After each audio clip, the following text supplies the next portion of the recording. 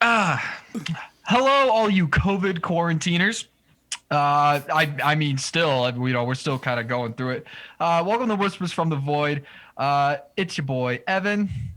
And I'm Phil, de Vitesse for the Intimates. Thanks for tuning in, folks.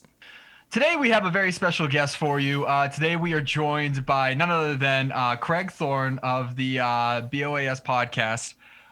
If you don't know what that is, continue listening. You're going to find out. And you definitely need to listen to this guy. Everything craft beer. We're having a craft beer episode. There will be music involved, but, we're going to do a beer episode today. We got some nice brews. I know Phil and Craig have a very special brew that they will be sharing tonight. I'm in the States, so I wasn't actually able to get it. It's like, getting beer across borders and, trying to get beer anywhere right now is you're better off, doing what you found out with the Wayside Furniture Company and just put it up in a piece of furniture and probably going to get something else in there. Too soon. That's always too soon. No, I appreciate you guys having me, man. This is great. I know we connected over the Thirsty Thursdays, whenever that was. That was probably like August or something. Mm-hmm. I think it's August because if I remember correctly, I was in Montreal like maybe a few days later, maybe the days after, I think, or I don't know. And then I was like with Ollie from Samus. And from the Vox and Ops and all. Yes. And like he was checking your account and I was like, oh, can I send him like a friend request? I sent you a request. You responded yes. I was like, oh, perfect. Oh, yeah, we've been connected. I always see your picture, man. Like there's the Matt face. You got the Craig face. It's this face. It's so ridiculous. Like it's funny that when me and Matt met. And then he was doing his stupid. He had a different reason for doing it. Because I had to take the selfies for the 365 days of beer thing, which is where all this sort of began. And part of it, you had to take a selfie with the beer to prove that you drank it. And I just continued doing that. So I just didn't really think about it. And I was, I don't know about you guys, but I find it really awkward to pose for photos and stuff. So I was like, I used to do you remember back in the day before the phones had a front facing camera, so you had to turn it around, right? Mm-hmm. So what I used to do was I used to get this and then put it next to my head because then I could kind of know where my head is in space. So if I put the beer next to my head, it kind of worked. So that used to be my thing, and then I think I just started doing the stupid faces and it kind of stuck. And then Matt had his thing, so it was stupid faces and beer seemed to be a bit of a thing, Like you got your Craig face, Matt got his Matt face, and me, if I'm popular one day, this face. Well, that's a good one. just like that, simple, easy cover girl. You need one too, Evan. You need a face. This is the best I got, dude. Just smiling works. Yeah, I know. I'll just do something like that. Well, as you guys all know, if you listened before and you haven't, we're gonna start off with a brew. Of course, I'll start off with mine. I picked up one because I know if you've listened to Craig, he is team lactose all day. So I had to pick one up with it. Because I subscribe to Team Lactose. That's right. So I have this really cool one I just found today called Puff Tart. Yo, that's sick. Who's that from? This is from the Brewing Projekt. I don't know a lot about them. They're from Wisconsin. Okay. Yeah. This is my first beer from them. It's a sour ale. It's got milk, sugar, dragon fruit, pineapple, guava, and vanilla. Super, super juicy. And actually, what's really cool is the vanilla takes a front seat in this beer, which I find very interesting, considering that I always, you have it with stouts and stuff, and it's always kind of like in the background a little bit. And I find it very interesting that in this beer for the sour, it's actually front and center. So it gives it a nice, I want to say consistency, but like like a backbone type of thing? Almost like that. Like it kind of like makes the flavor pronounced. Okay. You know, it kind of does a little bit of that. So it supports the fruit a bit. Yeah. Hell yeah, that looks dope. Ooh. That's a great combo of fruit, actually. Like I don't think I've heard anything like that before. Dragon fruit. And what else did you say? It was guava? Yep. Pineapple and vanilla. Fuck. Love it. That's dope, man. Mm-hmm. Yeah, I was saying to Phil, because I was sending other stuff to Phil anyway, so I threw in this beer and I was like, yo, Evan's in the States, isn't he? He's like, yeah, he's in Massachusetts. I was like, fuck. Because I know it works. I actually just did, without putting myself on blast, I did a situation recently and it worked both ways. Okay. But it does take some time. I don't think by the time I sent it even to Phil, I don't even know if it would have made it in time for this anyway. But if you guys, it's worth testing. I'll tell you afterwards what you have to do. Because I know a bunch of other people who have told me it doesn't work for them, but then they told me what they did. And I was like, well, it kind of made sense why it got caught up. So it can happen. It's just a little pricey and a little risky. Okay. Risk being the money that you spend, really. That's it. There's nothing else. Yeah. Which is Perfect. You got So the money. I would go with mine. It's the Love Dust. Hey. Perfect. You were prepared. Oh yeah, had this in the fridge all day. So this is a beer we did as a club. This is the second year we did it with a brewery out of here in Montreal called Echo Session Ales. Another brewery called Broadway where they actually brew out of. And last year we did the same beer with Quebec yeast, which the owner of Echo wanted to do. This year I requested to remove that just because it was my least favorite part of last year. It didn't ruin it or anything, but I just much prefer it without the Quebec. And the thing about this beer, it has red glitter dust in it. So if you can you might be able to see it as you sort of pour. It's a little heady. But basically it's like a shimmer. You can kind of see that. Yeah, it's like Yes.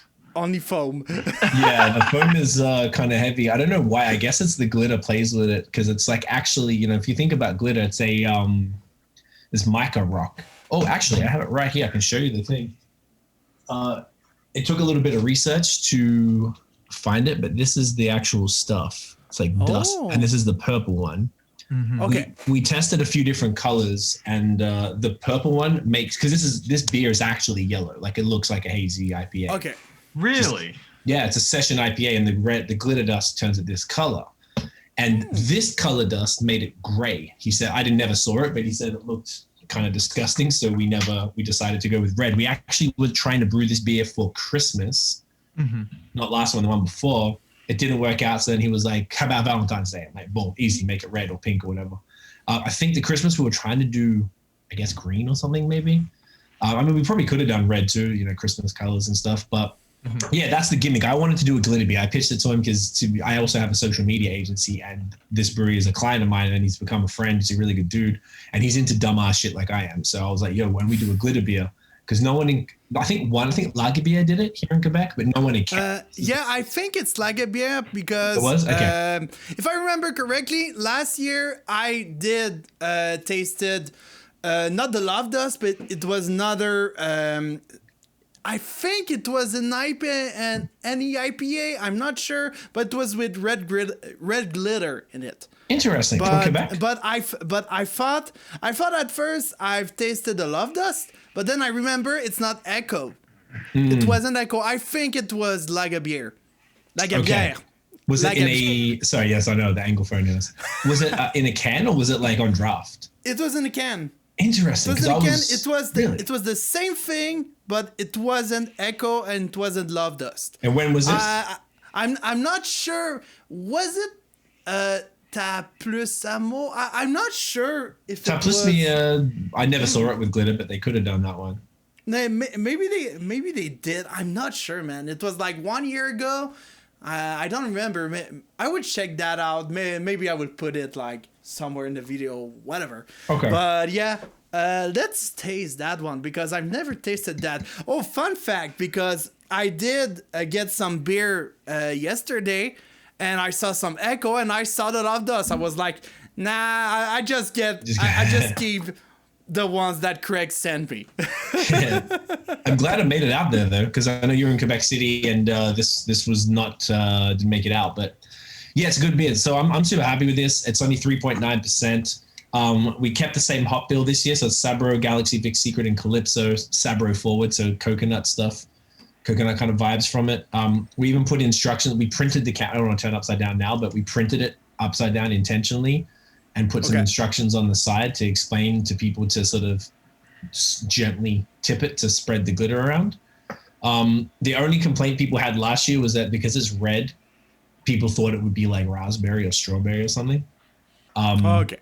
But we were like, well, no, it wasn't the intention. So I suggested, like, okay, if people want that, should we see if we can put fruit in it? But because of the pandemic, instead of being like a week or 2 weeks to get the cans, it was like 8 weeks. So we didn't have enough time before Valentine's Day to do test brews. So we kept it the same, took out the Kveik. I'm pretty happy with it. Get in, you boys. Cheers.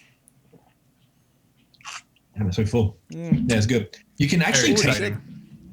Yeah, I never actually thought about it before. I did there's another YouTuber here in Ottawa that I do a little collab video thing with a couple times a month. And we did because we always disagree on stuff. So we did one on the glitter beer, and he was really pointing out how much you can sort of taste the minerality of the glitter. And I would never really notice until he really pointed out. You can, if you focus on it, it's a little strange, but I like it. Something different. Beer's meant to be fun, man. So, here for it. Absolutely. That seems really cool. That seems really cool. Yeah, a nice little little diversion from everyone's IPAs, double IPAs, and I think pilsners are right now kind of gaining some steam. I feel like sours I've seen have been getting really not so much. A lot of people have been doing them, but the ones that have seen are a lot like Puff Tart. They're just crazy. Like they just come up with like all sorts of crazy combinations and things, and I really enjoy that. And I like the creativity. Hell yeah! Are you talking like the smoothie sours, eh? Like a lot like the 450 North. Not even. I had one from Artisanal. That was a strawberry tangerine sour. Nice. That's a good and it was pretty just bare bones basic, but they did it so well. My wife loved it. I thought it was awesome. Yeah, man, that's great. I love that. Yeah, there's been a lot of creativity, particularly where I feel like here in Quebec, it's been a little. I used to not really love what was happening here, to be honest, because I felt like Quebec did certain things. I'm not sure how familiar. I mean, Phil, you would get it, maybe Ev. I'm not sure how familiar you are with the way that it works here. I mean, usually every region has their specialities and stuff. Yeah. Quebec was always really great with barrel-aged stouts and farmhouse beers and stuff like that. But I felt like they did everything else really. It's just average, really, to be honest with you. So I was always traveling to Toronto. My girlfriend's from Toronto. My brother lives there. We used to have a lot of clients there. So we were always going back and forth. So I would always just bring beer back from Toronto, and always interview Toronto breweries. Then eventually, like I live in Montreal, sorry, I should clarify. And then over time, over the last probably 18 months, Quebec, in my opinion, is just dominated, and it's the best in the country, I think, as far as like every single style that's available. Quebec does it arguably the best. Like the haze out of here is insane. The New England's obviously it's a little, not quite where you're having like your stuff. And I just got some Trillium recently, actually, as a part of that American thing, and I hadn't had it in forever. Yeah, it just blew my mind. I think that there's something with Quebec beers, like they are fucking good, and I agree so much. But there's one thing. I think we don't have our own signature yet. Like there's some brewery there, they have their own signature, but like when you think about Quebec, what style do you think? There's a ton of it. Probably there's Belgians, too much of it. Yeah. Like when you think about New England, like you think about Mass, you think about all the states in New England, you think about New England IPA. You think about the West Coast, you think about West Coast IPA. You think about Quebec, you think about every beer that we have. Like we don't have a style. Like we inspired a lot of other breweries, other state, other whatever, but we don't have our own signature, in my opinion. But I think that's something we can work on, like having our own hops, own yeast, our own everything. Like everything on our own, like made in Quebec, pure Quebec, and maybe having our own style. Maybe that could be a good idea. I agree. I think that would be dope. I think the downside of the hops is there's only so much. We don't have the greatest terroir for that here. I think there's some good stuff, and we're also limited. Well, you are right, but we can't grow like the shit that the Pacific Northwest grows, you know? Yeah, of course. But Jarret, for example, they are doing some fucking great hops. They are in BAOS, which is like maybe 30 minutes, 1 hour from where I live. So like, no, 1 hour from where I live. And Jarret they are doing some good hops. They're not like at the level of Yakima Chief, for example, but in Quebec, they are pretty good. They are distributing a lot on other breweries, like more in the east of Quebec. So, no, it's pretty good, to be honest. I'm glad you told me that. I didn't know. That's great. Okay, so yeah, man. I think they would. I think Quebec could do well with the style, but even if you think of Canada, where would we have a specific style per a region? I don't really know, aside from kind of the West Coast and BC maybe, but like nowhere else is really known for anything either. So as much as like Quebec used to be known for the Belgian stuff, that's why Unibrew, I mean everyone knows Unibrew, right, from here, super popular and everything from there, but they're still not a Quebec style though. You're right, like they're just Belgian beers that they do really well. So yeah, it's interesting how it sort of has it. It's totally different though if you look at the states, like, you know, the whole of New England, particularly Massachusetts, really started this entire whole thing. I don't know the actual history, if it was like, say, Heady Topper with the Vermont IPA, and then Massachusetts took it and made it bigger. Yeah, Jim Cook of Sam Adams.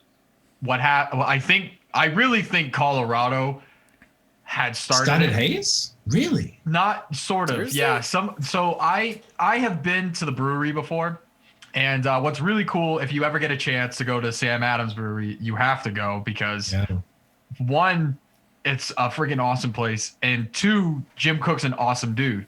And so sometimes if you're, you know, there, you can go and you go to the tap room and you get to try beers and as many as you want, really, and he'll be there, because he just loves meeting people and having beers and stuff. And he has before said that he originally got the idea from, like you said, in Vermont, but what was also going on with the Belgians coming out of Colorado, like Blue Moon and stuff. And so he basically, when he made Boston Lager, he kind of like delved like really deep, like it just went from Boston Lager to I think Brick Red, and then after Brick Red it was he made the their IPA, the Sam Adams IPA. So it was like bing bing bing, it was like right back to back. He just had like all these ideas and just had like all of this ability, and that also he was able to do because Boston Lager, I'm pretty sure, just took off. So once the Sam Adams kind of started coming out the door, then, you know, they had the ability to go and start doing some other stuff because they already had a flagship. They were just like, you know, able to put that from the West Coast all the way to, from the East Coast all the way to West Coast. And it kind of funded them discovering all this other stuff and making all these other brews. Interesting. I mean, that would make sense then if he started. I'd never heard that before. That's fascinating. I thought maybe Trillium and Treehouse might have had something to do with it, or were they just some of the early adopters that did it really well? So as far as I understand, Trillium and Treehouse, 2012. I might be wrong on that. 2012 is, I think, Treehouse, but 2012. Damn. I think. Damn. I think. I'm probably wrong, but yeah, they're still, like, I would still call them newer. And they just did King Julius. They did their hazy really well. And they kind of just took off. They dominated right through. Wormtown was another big one. They had the dual. They had they have the Don't Worry, which is the like West Coast hoppy, very hoppy. And then they have the East Coast. No, I'm sorry. It's Don't Worry is the East Coast. New England style, and be hoppy is the West Coast. The West Coast. Yeah, don't worry, be hoppy. And that was like their phrase. And so they kind of carried those two. And then eventually, I've had them on here before. They started doing stuff like, I think one of their real exotic ones that they do is they do the Buddha's juice, which is brewed with Buddha's hand. Which is like a herb or something? It's a flower that grows in the Himalayas for a couple months out of the year. And it's got like some real dragon fruit vibes. And so they started doing that. They came out with like Underground series. They had what they called the Norm, which is they brewed with coconut. So they have like a coconut flavor aspect to it. And yeah, I mean, just kind of took off from there. Now it's like, I mean, I'm pretty lucky being here in Worcester. I got Treehouse, basically like the town over. And I have all of these other breweries just circling. We have an all imperial brewery, Greater Good. And everything's like just 8% or something? Yep, everything's all imperial. And then they have a sister brewery called Sole Purpose, which does like all their other stuff. Interesting. Oh, and you're spoiled. Yeah, and then one of the cooler breweries that actually got me in the craft beer was Jack's Abbey, because Jack's Abbey does craft lager. Yes, they're fantastic. Yeah, so they kind of did like they did IPLs and they did like all this other twists and turns and different things, which I thought was really cool, because at the time when I was telling people about them, they had like no idea what the hell that was. Right. Hoppy lagers and things like that. They were just like blown away. I mean, the place is awesome. That's so good. We don't get much of that out here. They did a tap takeover one time with them at a place called Saint Boc in downtown Montreal. You know the one? Yeah. A few years ago. And I just tried a whole bunch of stuff. So I imagine that's like, everything was super solid. But you guys are definitely like, you guys have got some shit down there, bro. And I guess now, because of all this stuff that's happened, my friend in Vermont was telling me that all the different breweries are now opening up their shipping routes. So like, that's why we were able to get our hands on Trillium, because they would ship to Vermont. Even some stuff, we got some Veil from Richmond, from Virginia sent up there. And I know some of the New York breweries are sending around. So it seems like there's a lot more movement in the shipping world of beer in the States. We don't have that here, unfortunately. They have it in Ontario. I think they have it in BC. But it's cool that you guys are able to do that, like interstate stuff. So you can sort of just keep trying different things. I mean, obviously, if you're not far from Treehouse, that's basically the biggest win there is. But, at least you're able to have access to other stuff. That's super cool, man. I'd be broke as shit if I was down there, for real. Yeah, it's very neat. It's almost overwhelming at times, because I go to my place and I'm looking around and I'm like, what do you got? And then what's really cool is they started doing the I don't know if other places do this, but they started on certain brews. Like I have one here by a brewery that is actually catching a lot of fire right now. They are killing it. Is Canned Heat out of Fall River. Okay. This one's called Save Room for Supper. And it's just a simple New England IPA. It's 8%. I can't really tell. This is the first time I'm having it, so I don't really know the ingredients and such things. But they're a brewery that every time I go, they always have something new on the shelves, and they have the Untapped ratings of review, just what people think of it. And I thought that was really cool, because it almost helps you decide based on, the real-time ratings that app gives. For those that don't know, Untapped is an app that you can use on your phone, and you can have rate craft beers that you've had, and you can give a little description and talk about it and things like that. And then it keeps track of how many you've had. So it's really cool, because right now, still, even to this day, you don't find a lot of people that have had maybe a whole lot of different breweries and a whole lot of different styles that can kind of tell you in depth. I mean, Craig, you're one of what I think is very few, probably in the world, that could basically tell you bing, bing, kind of just go through and be like, yeah, this is what you should expect with almost anything.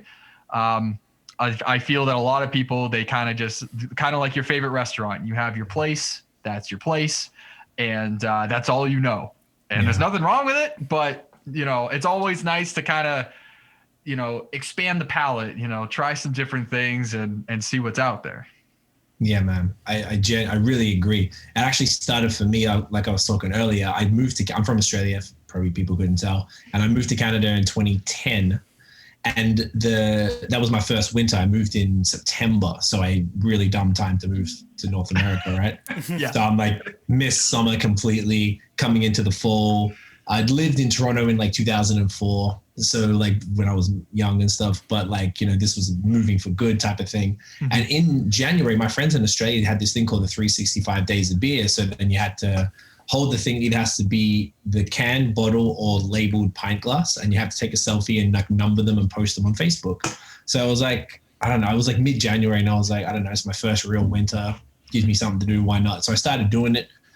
I was like, there's no way there's 300 types of beer in the world, let alone 365, whatever. So I'm like, it's going to fail, but you know what? I'll learn something along the way. And I already drank craft beer at home, but not knowingly. Like I bought stuff, but I didn't really think about it like that. It was just trying different stuff.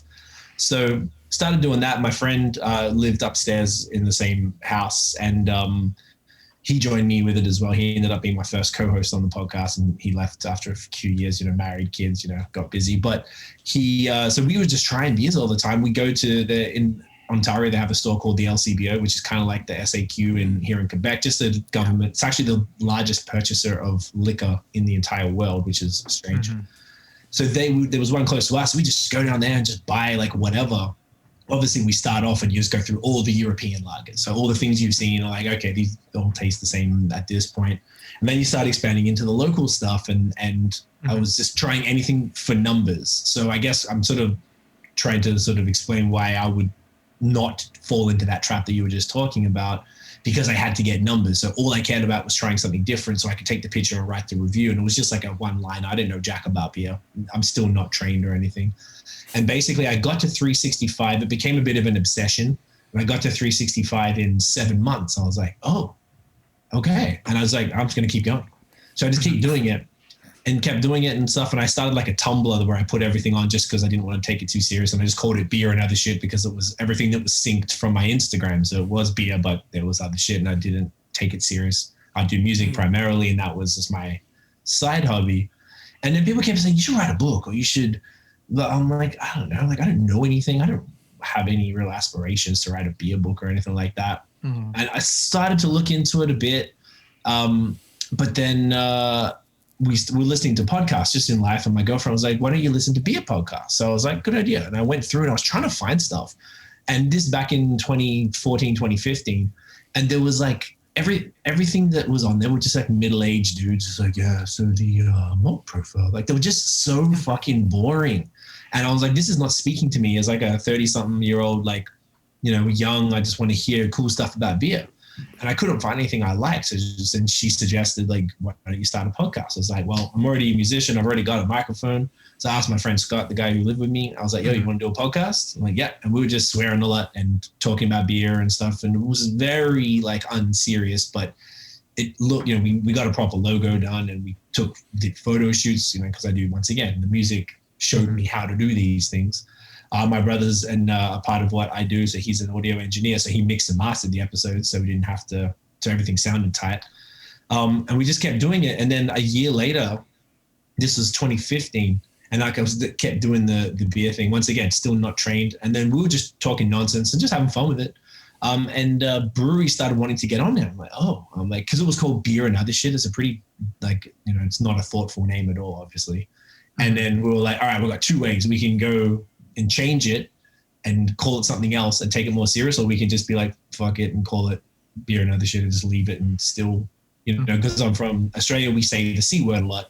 And we were saying it a lot in the podcast, and I imagine North Americans didn't take too kindly to that for the most part. So then we decided, all right, we're going to take it serious. We just couldn't come up with another name. So how about we just shorten it BAOS, and BAOS Podcast, boom, done. So then it kind of just went from there, and I just kept traveling. And as it grew unintentionally, maybe because there were more people like me wanting to hear about beer in a way that was the way that we delivered it. So it was just kind of like doing that, and then now interviewing breweries and then traveling for it. You're just always trying something new. And it's not from because people are a bit critical sometimes of beer drinkers the ticker culture. Are you guys familiar with that? Where they're untapped culture, where they're just like, oh, I want to tick this off my list. Try this. As opposed to, hey, this is a well-made beer that is available year round. Why shouldn't I drink that? But I want to get those numbers, and then now it's like, because of where it's gotten to, I don't really have any bandwidth to keep drinking the same thing often, which there's too much stuff I have to do. Like a beer I look at this now for better or worse, and this is work to me. I see this, I'm like, I don't just drink a beer. Like I have to do something. There's a photo, there's a review, there's a video, there's something that comes with it. But it's fascinating how many. I'm up to, I think, nearly 6,200, which is not bad. I know this dude in Calgary. I think it's okay. I thought it was good. And then there's this dude in Calgary who's hit 20,000 like 2 years ago. But I don't know what that means. It took him 20 years. So to be fair, I've been doing 10 years, but like casually, not going crazy. But I wonder, like, is he drinking like that much of every beer and then counting it? Like, what's he doing? Is he reviewing it like I'm doing it, like in depth now? Because my reviews have got longer over the years as I learned more about beer, and I can speak to the profiles that I just learned from talking to smarter people than me. It's fascinating. It is. No, it's very cool, to be honest. Like, and just like that, first beer in 1 month, I'm so happy. Well done. Much deserved, Phil. Woo! Yes. Phil's sober February is over. Yeah, but just to be fair, this beer is fucking good. You like it? Fucking good.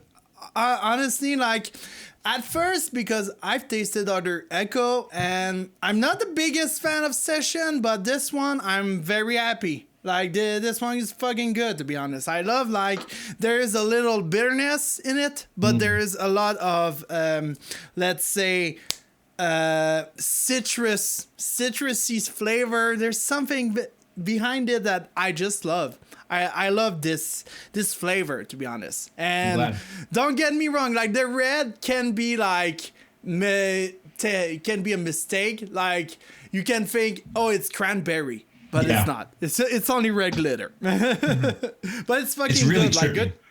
Like good job. And I was thinking, why not doing like a glitter series? That was the plan. It was like a dust series. So we wanted to do like a St. Patrick's Day one, a Halloween one, a Canada Day one, a Quebec Day, the Saint Jean Baptiste one, blah, blah, blah.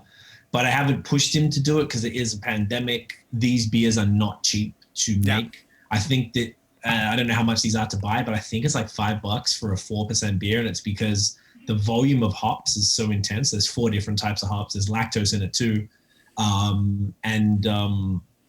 The glitter itself is super expensive. So the amount that when he quoted me for the batches the first time, Jesus Christ, I had no idea it was that expensive to do this. So I think I'll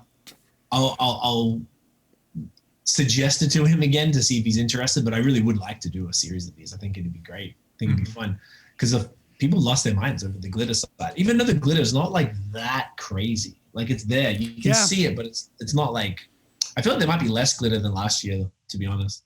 I think the best is that you don't see it, so it's a bit like magic. It's just subtle. And you see it more when you're pouring it because it needs to swirl. Like it actually, like it's like the currents of the beer and the glitter sticks on it. So it's kind of hard. The glass is a bit full. But as it goes down, you'll see if you just swirl it a bit, you'll be able to get I can't do it. I can do it. It's gonna go all over. Like, no. Don't risk it. Yeah. That's crazy.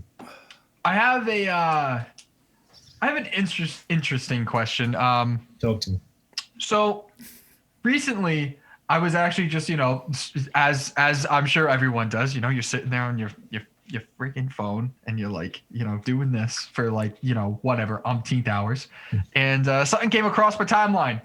And it was from Shipyard Brewing Company. Shipyard is, for those that don't know, is in Kennebunkport, Maine. And they're known for the Pumpkinhead, which is their seasonal fall beer. And they have now crafted a beer that has 0 alcohol, but has 5 milligrams of THC.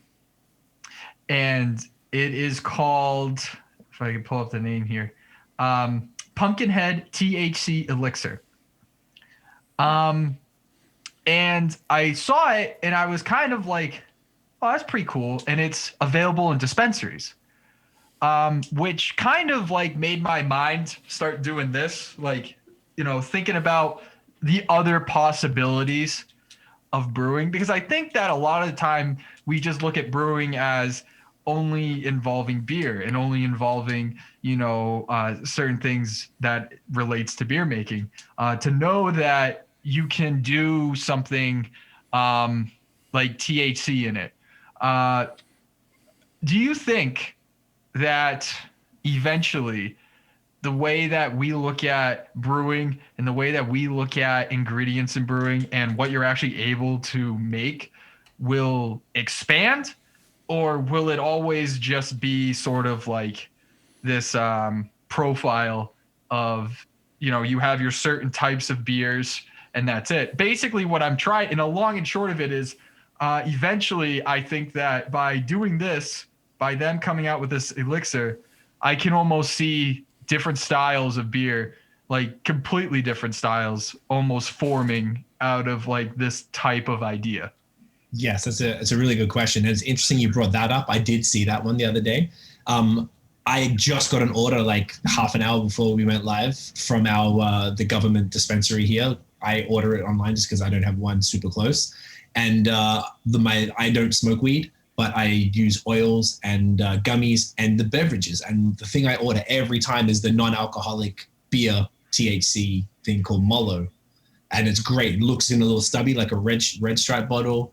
It basically tastes like a non-alcoholic beer, but it gets you high. It's super cool. I'm a huge fan of them because it's a real mellow high. They're only like 5 milligrams. So it's not like, it's just chill. Like you can function still, and it's like, it's really good. So as far as the broadening of the styles of beer, I think that's a really great question, because if you think of the last, I don't know, say 5, 6, 7 years, how many new things have we got that seem to now be normal? The New England IPA being the primary one. That was a variant of an existing style, but now it's arguably the preeminent style of beer. Even if you look at smoothie sours, that didn't exist. There are Berliner Weiss that got like 40% unfermented fruit juice in it. That wasn't a thing till recently, till the last couple of years maybe. And that's become a real thing. The Brut IPA is another great one that was a style completely invented that we all saw that had a short lifespan, it seemed, but that came out of social brewing in San Francisco and sort of hit the world. But no human I've ever met has tried the original beer. And I went to San Francisco in 2019 and I messaged the brewery like, yo, you got the Brut? And they didn't have the Brut. And so I didn't go there because that's all I cared about. The rest of the beer is kind of look boring. But the guy who invented the Brut, like the brewery, didn't even have it. I thought that was strange. But I feel like there's two schools of thought. I joke a lot about it because I'm super in for innovation. We always joke about innovation in beer. Glitter, it's dumb. It's so dumb, but it's fun. Beer is fun, man. Like we get drunk. It doesn't need to be serious. There's a lot of purists in beer. So whilst I understand it, you guys being metal dudes, I imagine that there will be an element of purists because you guys have been into it for a while, right? You'd be like, no, metal needs to be like this and this and this. I'm a hip hop purist. I've been into it since I was 12. I was into it long before it was popular. So to me, hip hop needs to have this, this, and this, and these mumble rappers and blah, blah, blah, like used to get me really mad. I used to get really upset over it. So I do understand where they're coming from. I just think it's ridiculous because I don't have that attachment to beer the same way I do with rap music. So there's a lot of people that I speak to that think this is the most ridiculous thing and this is a travesty and it shouldn't exist. They get mad at smoothie sours. They get mad at all this stuff. People just like to get mad at things, I guess. But I feel like the purists are hanging on for dear life to the past, whereas the innovators are trying to take beer to the future. So at the end of the day, progress always wins. I think we will be in for progress. I think it's going to keep moving, and the styles, what's acceptable and what is a style, like you're saying. The BJCP even added hazy IPAs as a thing. Pale ales, hazy IPAs, double IPAs. It's like a whole thing. And in GABF, either last year or the year before, it was the most entered style in the entire festival. So I imagine that's just going to keep growing and keep expanding as long as brewers aren't scared to innovate and test and play around and do fun stuff, and that the community lets them do it. Stops, if you're not into it, then drink lagers. It's okay. Just let the people have fun. That's my only message to that. It's super frustrating when I see that, but I think it's going to be beer will always be changing for sure. Yeah. It definitely was a like a little moment I had where I'm thinking about it, and it's just like, oh, if you're able to do this, think about what else you're able to do. I feel that breweries, I feel, are almost slaves to their own industry. And like you said, they kind of do it to themselves. And it's all, some are so concerned about either sticking to their roots, doing what they always do because they know it works. It's, as far as I can see, the profit margin is a lot of the time hit or miss. You're either going to do really, really well, or you're basically not going to do good at all. And a lot of that stems from the flagship beer. I even said it myself, but I kind of hate that term, the beer that they're known for, and like, Treehouse has a lot of that, where it's like, they're all about Julius and King Julius. And like, that's what everybody knows them for. But it's like, well, what else do they have? I know they have other beers, what else have you had? What else do they have? And I would really like it, as you said, to see that the breweries sort of, help themselves out. Don't look at another brewery and say, oh, that's ridiculous, and like put everybody down, because all it does is it keeps the industry on a plane. You got to be able to, hype other people up, different collabs and everybody kind of getting along. Because at the end of the day, you're all just doing the same thing. You just want to make some beer and have some fun. And a lot of these guys came from, brewing in basements and, having their little get-togethers and everybody trying their own stuff. It's just kind of sad to kind of, see those types of people grow into the industries and grow into these big breweries, and they lose sight of all that. It's all about making the money. Yeah, man. I mean, like, as long as the people are buying it, they'll be fine. And I feel like there's like a time like this now, even coming into speaking about that, like in this last year, I feel like it's really like, if you're not making fire, like, you're done. Like your products have to, and it's almost every industry, but particularly in beer, when people may have, it's kind of interesting. Some people feel like they've got more disposable income because they're not traveling and they're not going to restaurants and they're not going to bars, or they've got less because maybe they lost their job and they're living on the government benefits. So it sort of all depends on the individual. But I feel like people are more discerning where they spend their alcohol money. They want something different. They want something new. A lot of people, they want to keep, I thought it's going to be really easy to get all the hype stuff, Masorum here in Montreal, or Brewski or Sir John or whatever. And now it's even harder. Like, they sell out in minutes online, then you got to go pick it up. And before, they didn't even have online sales like that. They just introduced them now, and it's even harder to get everything. So I feel like as long as breweries are continuing to make good products, and not even just hype stuff, like, there's a lot of breweries here that just make amazing lagers or all sorts of variants in that kind of world, German styles or whatever, Czech stuff. And that's their whole thing. And that's cool. People love them for it. But yeah, I feel like people just, more importantly than anything, I feel like just make good stuff and you'll be okay. Flagship is cool whether you got a flagship or not. Some breweries do, some don't. Some kind of have a flagship type of thing, but, or at least a core lineup of stuff that's available year round. But yeah, I think it's more about the quality of the beer, because even if you're making innovative, fun stuff like the smoothies, and you're doing it badly, you're going to be just as screwed as if you're making, the usual boring, blonde, amber, porter, brown ale lineup, the old school stuff. So it's a weird place the beer's in a good way. Yeah. Yeah. All right, Phil. I got a question, because I'm seeing the hour going on, and I'm like, I have to ask something, one question, and maybe going on some games and whatever. Yeah. I was listening to the album that you sent me this week, and I was listening to your stuff too, and I was thinking to myself, have you ever thought about doing a metal rap album? Never done a metal rap. Never thought about doing a metal rap album, but I did a song. There's this band in Australia. We used to play with a drummer. So we had a drummer who was in it's called metal. He was kind of in about, their biggest inspiration was Tool. So it's kind of like prog rock. Yeah. Is it Carnival? Grunge sludge. No. The band was called Fading Hour. And they just had that kind of style. And so there was a song that they had that was like a 10-minute song, and it had all these gaps. So me, my brother, and the singer we were in a group with, we did a remix of one of their songs and then wrapped in all the gaps, and we performed it with them live. I never performed with a band before, and it was insane. Like at their shows to their crowd, it was so much fun. I love that so much, because you just jump around. Like in hip hop, typically I wouldn't do that, but because it's like this harder stuff, I loved it. Matt from Vox and Hops and I did a song over the summer. We still did. I don't know what happened. I got to follow up with it, but we did it was almost, we had to like do a crossover. So he got a dude who had like an instrumental that was more like a corn kind of thing. Oh, okay. Oh, like halfway, you know what I'm saying? So it's like, I can't really rap over the cryptopsy stuff. And obviously that's so, because he can actually sing as well, he did like a new metal singing chorus, and then the verses were like the oh shit, like the proper screaming thing, and then I just had a bunch of like short rap verses throughout it.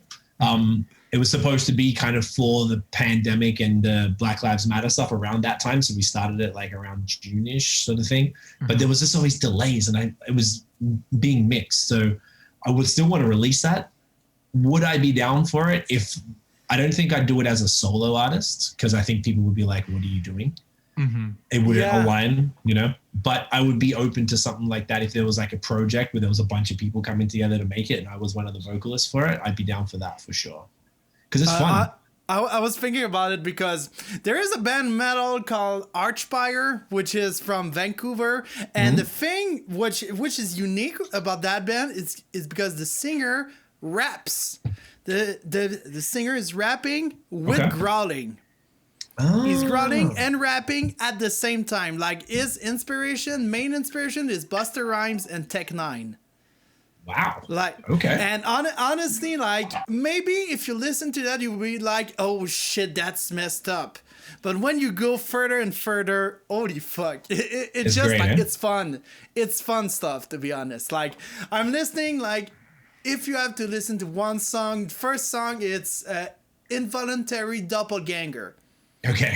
First song I've listened to them, and I was like, holy shit. The guy is just going so fast. But it's so fast. It's like Busta Rhymes decided to do metal. It's also very strange because the vocalist is in step with the drummer. And so as fast as the vocalist is going, the drummer is right there with him. And so in other, because, in other music, it's always the bass and drums and the guitars kind of do their thing. And then there's a vocalist. Nah, these guys have like a whole different tempo to all their songs and how the band works. So it's like very intense, very strange, and very cool. What's the name of the band? I'm just going to bring it up so I can check it after. It's called Archspire. Maybe I will do it. Where are they from? Vancouver? Yeah, it's from Vancouver. There we go. All right, Involuntary. It's the very first one. The Involuntary Doppelganger is the first thing that comes up from 2017. All right, I'll definitely check it out. I know I had some metal friends from high school who used to always tell me about Papa Roach. Like back in the day. Not so much. No. Okay. I never listened to it, but yeah. You can see behind me. I'm not the Papa Roach guy. not kind of your vibe. There was a time, I was vibing with Papa Roach like maybe when I was 10 years old or 10 years old. And like the death metal came like when I was in Cégep, like 16, 17 years old. Death metal came a lot more, and I've discovered a lot of bands, and Archspire was one of the first two. And yeah, like Archspire is one of my favorite bands, to be honest. There's a lot more, but I'm also like, I love metal, I love hip hop, I love reggae, I love ska, I love rock, I love everything, to be honest. Like, I love more the music than the vocals. I love vocals, but music, I'm only like, my mind is on the music every day. Like, every time I'm listening to something, it's the music before, the vocals after. But yeah, like, I love everything, to be honest. If you have a good instrumental, I will love it for sure. That's the way to be, man. Yeah. Yeah, of course. A lot of I'm almost the same. 70s rock, grunge, stoner, metal and rock, death metal, brutal death, doom, black metal, a lot of that stuff. The extent of my rap, which I used to listen to a lot, it pretty much is now J. Cole, Logic, and Brockhampton, and that's pretty much it. That's eclectic. Denzel Curry is fucking good in rap. I love Denzel Curry. Yeah, he's dope. Yeah, I can see why you like him. I can totally see why. I love because he got this imagery of metal without being metal. And I love also the references he's doing. Like there's one song like Super Saiyan Superman. I think this song there's a lot of referencing anime. Like is it Super Saiyan Superman? I think it's that one. Or no, it's Sumo.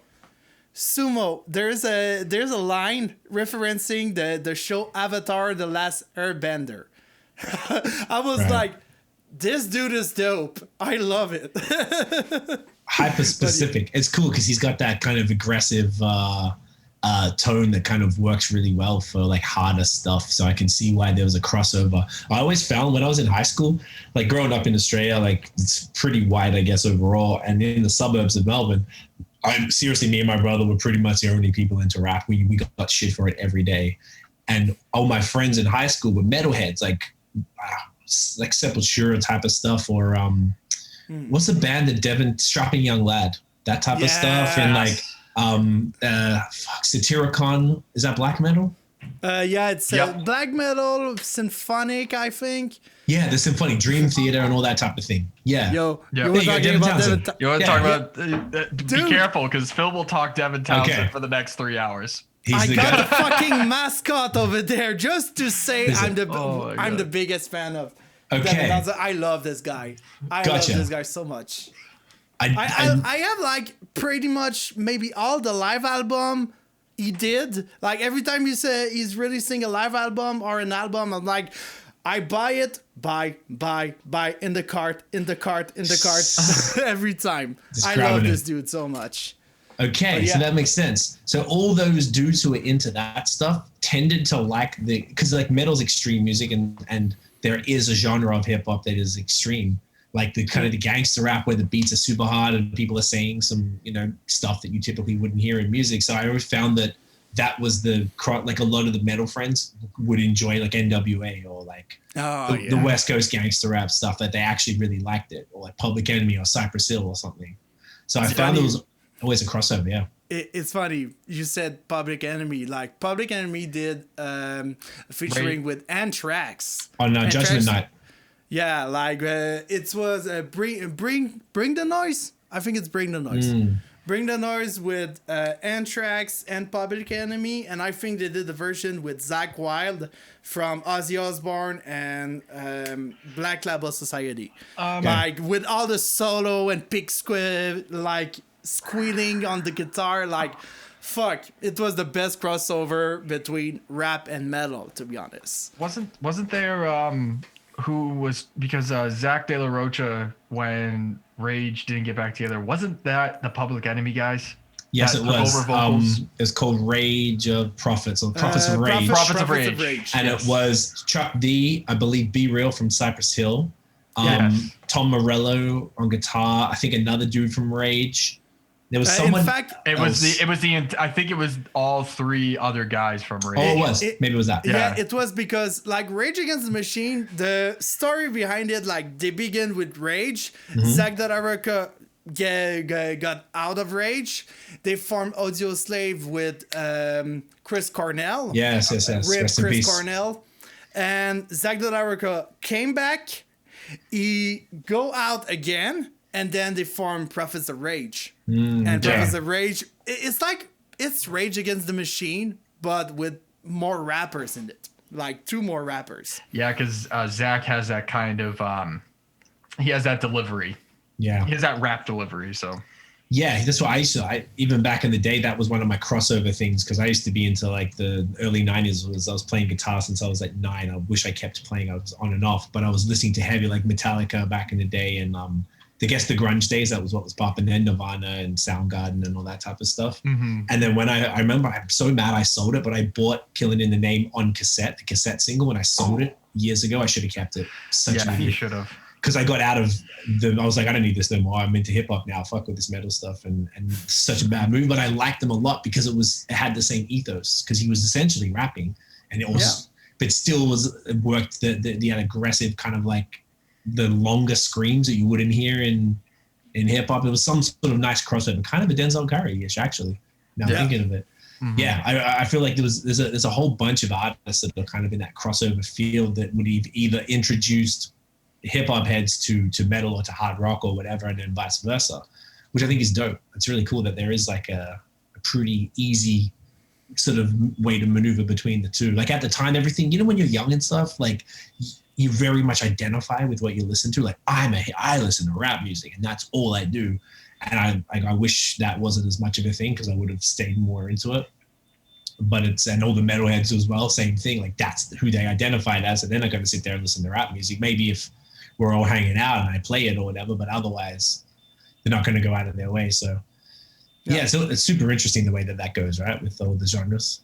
Yeah, I totally agree. I mean, I look back at it now, and I definitely wasn't as this big a metalhead when I was in high school. And you could almost look back at your high school and you could kind of remember the kind of cliques that people had, and you could basically guess the type of music they listened to. 100%. Nobody listened to the same type of music in those cliques. They were all different. Yeah. Isn't that weird though? Now, like both of you guys was talking about all the different stuff that you listen to. Mm-hmm. And back then it was like, no. We listen to this, and this is who our identity was so tied into music back then. I mean, in the 90s, I imagine that the kids now, like when I say the kids, maybe the 20-year-olds or the teens, probably a little more flexible with that. They're not as like genre, because I think everything's kind of blurred. I think it's more like you're open-minded. Yeah, I'm more open-minded guy, to be honest. Like when I hear something musical that I love, I will listen to it. Right. Like sometimes it's an obsession for me. Like I listen to something, I'm like, oh, let's go again. And then I'm like, I forgot, there's other music. Right. I would almost say that more kids, I only know because I have younger brothers, and I would say that more kids that I've met and talked to are a little more closed-minded.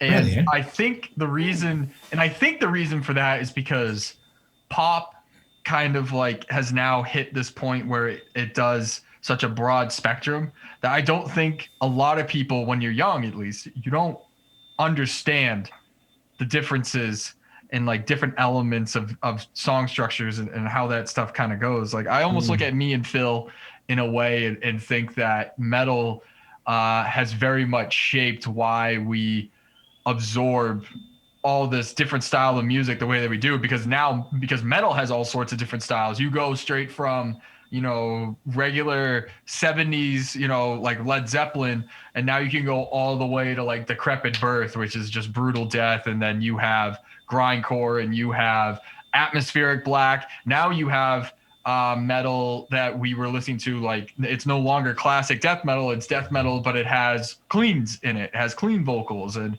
there's a whole bunch of different elements. Archspire is probably one of the most out there metal bands you could think of, considering how they do everything. And then you had progressive rock and progressive metal really took off between Opeth, Devin Townsend, Gojira. You have all this different style that kind of made metal what it is today, which probably, if you look back at it, was like nobody liked it. Everybody was like, oh my God. Like when new metal showed up, there was definitely kids. I would almost say that it's probably the new metal kids that started all this, because you had Korn, Slipknot, Limp Bizkit. Yeah. You had all these weird elements and different stuff going on that nobody really knew. You couldn't pin them down. What are they? What am I listening to? Like Linkin Park. I mean, there you go. I mean, that's probably the most, that's probably example number one of a crossover. Because they had the singer and they had Mike and Chester. Yes. So they were the one band. Actually, now you met all those ones you mentioned typically had like Fred Durst or what's the guy from Korn? Jonathan Davis. Davis. Right. And so he was kind of that rapping, but there was one person, and then Limp Bizkit separated it. Someone does clean, nice singing vocals. It's super emo and melodic. And then Mike is just spitting pretty hard bars, and it was surprising as a rap fan. It was okay I didn't really like Limp Bizkit, to be honest. Didn't hate him, but I wasn't a fan. But Mike had bars, and it was dope. His voice was sick. Like, it worked. It was really hard, like weird as a rap fan to be like, oh, I'm ready to judge him. Like these whack ass dudes like trying to rap and sing, whatever. But like, he was great, and he was producing too. So like, you know, as Fort Minor showed, and then he was in the group with actual like, you know, backpack rappers from Stars and Beyond and stuff. So that was like fascinating to see that. I think you're dead on. When was that? Probably was that like late 90s, early 2000s? So Matt is a new metal child. My mother's a new metal child. So there, you know, my mom is in her early 40s. So that had to be like early 1990s to early 2000s. You know, I know Matt has talked about how when he first saw Slipknot, he first heard Slipknot, and then he went and saw them, and you know, they had this air of brutality, but was so melodic. You know, Corey Taylor would sing, and you know, he had cleans, you know, in almost every song, and they had, you know, 9 guys in the band. You know, they had dedicated percussions and different things like that. So just a whole bunch of different elements. You know, it's almost like seeing a very extreme Dream Theater at that time.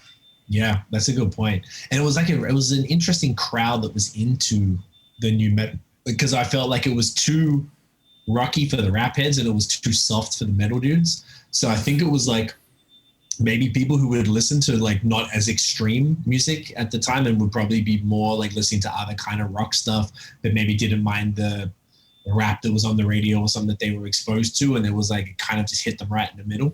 Yeah.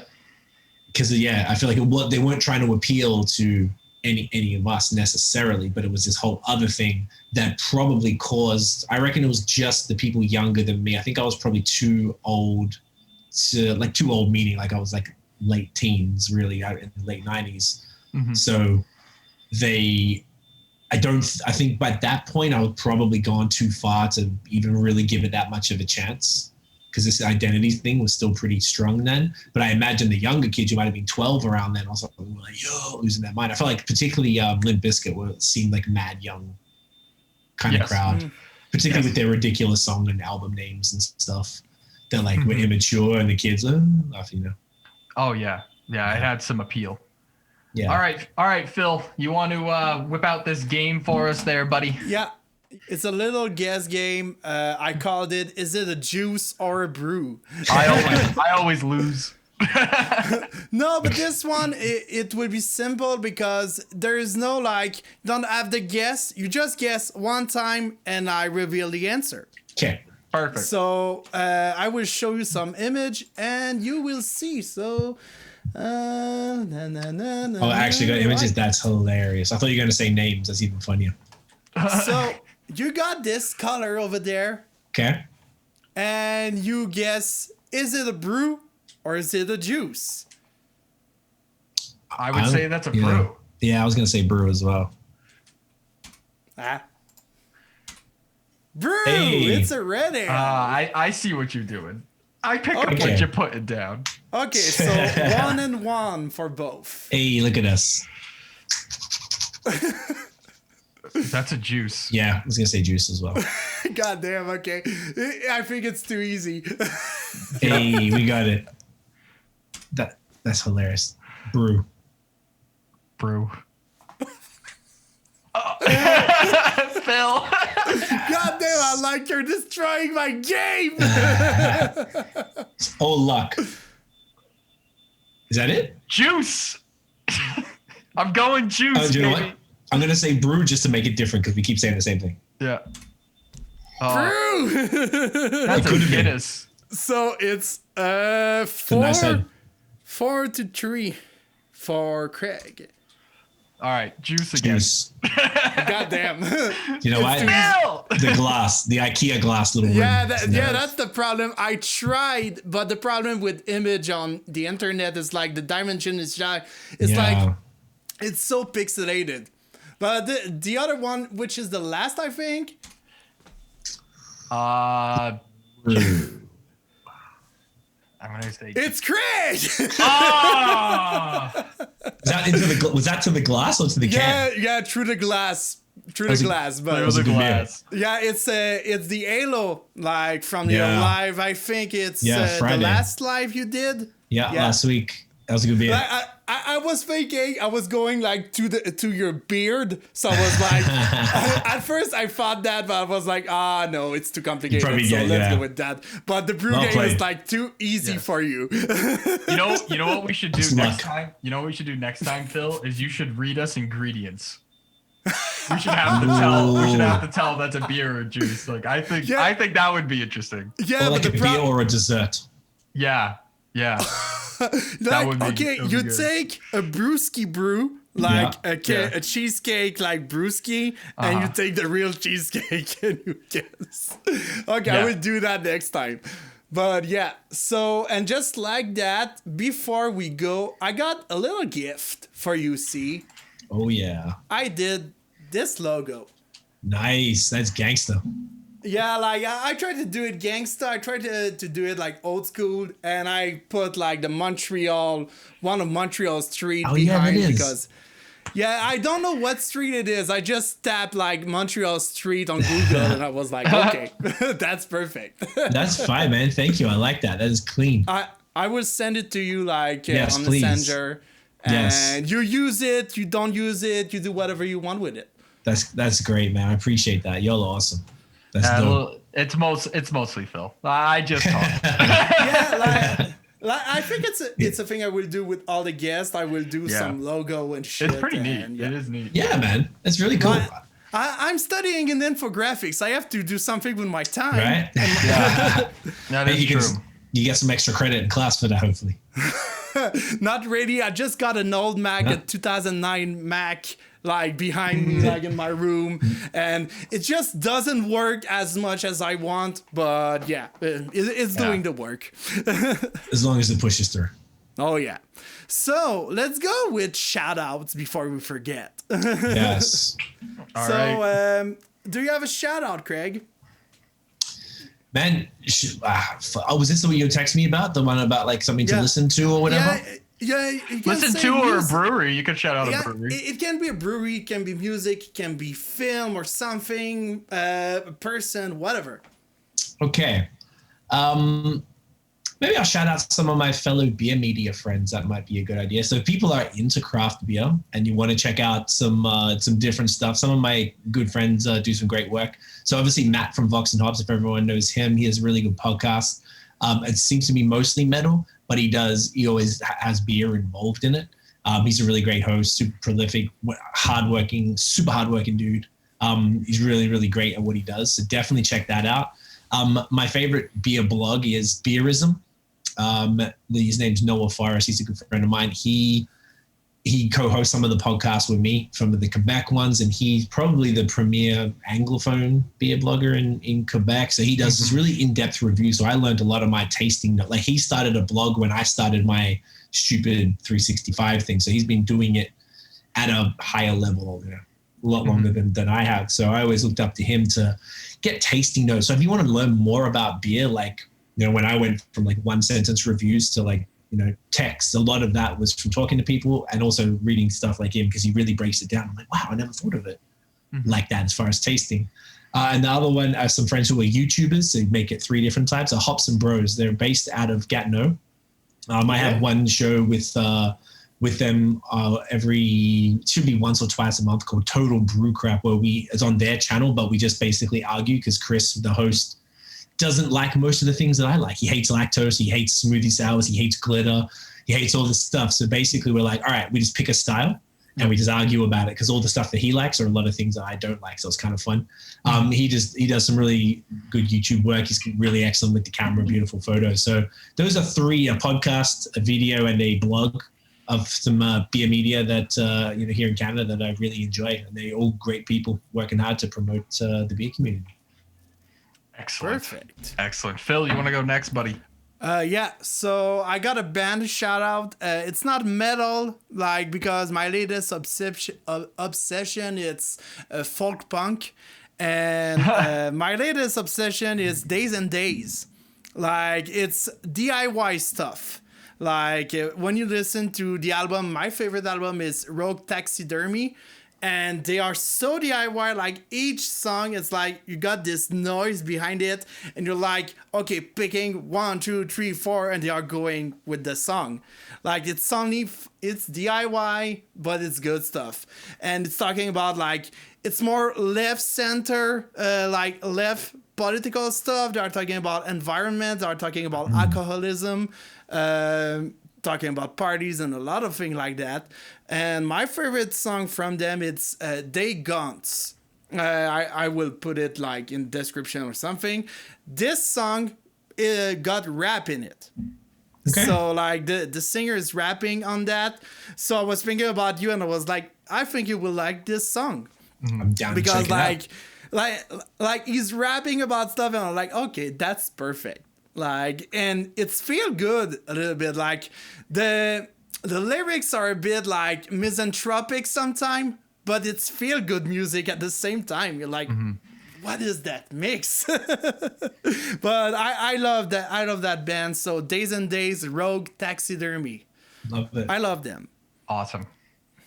So now it comes to me. Funny enough, when I was talking about Scattered Remnants, when I got the flag back there, I was going to start doing a lot more mass bands.